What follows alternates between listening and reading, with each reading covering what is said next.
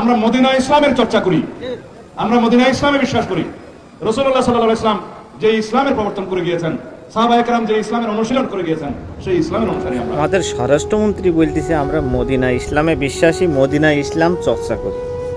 তো মদিনা ইসলাম যদি আমরা চর্চা করি থাকি আর সেই ইসলাম যদি আমরা বিশ্বাস করি থাকি, তো মদিনায় একজন ধর্ষণকারীর পাথর মেরি নিক্ষেপ করে দেওয়া হয় জনসম্মুখে। চোর চুরি করলে তার হাত কেটে দেওয়া হয়।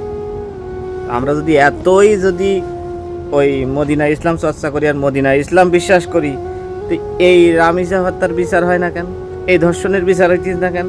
এখন আবার ঘুরি ফিরি কই দিছে এত সহজ না, আইনের প্রক্রিয়া আছে, এত ধারা বাল সাল, ভাষাটা খারাপ হয়ে গেল, এইরকম দিয়ে বুঝাইতেছে যে এত না।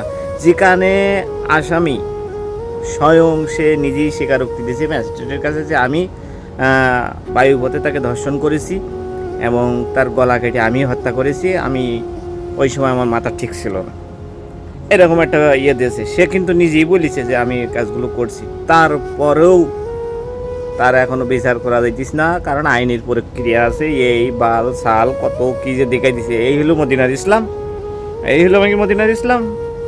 কথা কইলে তো খারাপ।